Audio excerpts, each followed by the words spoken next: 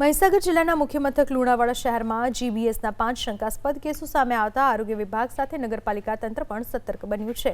વહીવટી તંત્રની સૂચના અનુસાર લુણાવાડા નગરપાલિકાએ શહેરની વિવિધ શાળાઓ, સોસાયટીઓ અને વિસ્તારોમાં ફોગિંગ તેમજ જંતુનાશક દવાઓના છંટકાવની કામગીરી કરી। આ માટે 7 ટીમો બનાવવામાં આવી છે, જે શહેરના 7 વોર્ડમાં સઘન કામગીરી કરી રહી છે। નગરપાલિકા વિસ્તારમાંથી લેવાયેલા પીવાના પાણીના 7 સેમ્પલ યોગ્ય આવ્યા છે, જ્યારે આગામી સમયમાં શહેરની તમામ શાળાઓમાંથી પણ પીવાના પાણીના સેમ્પલ લેવામાં આવશે।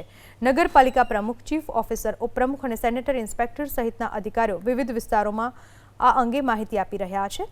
તાવ કે અન્ય કોઈ બીમારીના લક્ષણો જણાય તો તાત્કાલિક આરોગ્ય વિભાગ અથવા તો સિવિલ હોસ્પિટલનો સંપર્ક કરવા અપીલ કરી છે।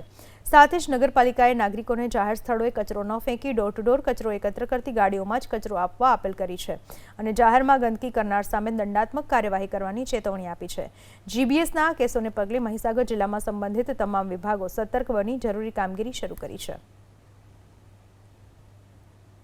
લુણાવાડા નગરના વિવિધ વિસ્તારોમાં ફોગિંગની પ્રક્રિયા ચાલુ છે અને જંતુનાશક દવાઓનો છંટકાવ કરવામાં આવી રહ્યો છે।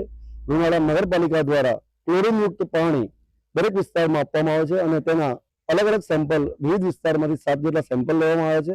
તેના તમામ રિપોર્ટ પોઝિટિવ આવ્યા છે। આથી લુણાવાડા નગરની તમામ જનતાને જણાવવામાં આવે છે કે આપ ગમે ત્યાં ગંદકી ન કરશો, ડોર ટુ ડોરની ગાડીઓ રેગ્યુલર આવે જ છે, આપ કચરો એમાં જ નાખજો અને આપણું ગામ સ્વચ્છ રહે અને રોગ મુક્ત રહે એના માટે સહકાર આપજો। જે આવી રીતે ખુલ્લો કચરો નાખવામાં આવશે એની અમે દંડનીય કામગીરી કરીશું। નગરપાલિકા દ્વારા કાલથી જ તેમજ અગાઉ બી તમામ સ્કૂલોમાં ફોગિંગ બી શરૂ કરવામાં આવી રહ્યું છે અને અત્યારે બી આપણે ફોગિંગ શરૂ કરવામાં ચાલુ છે।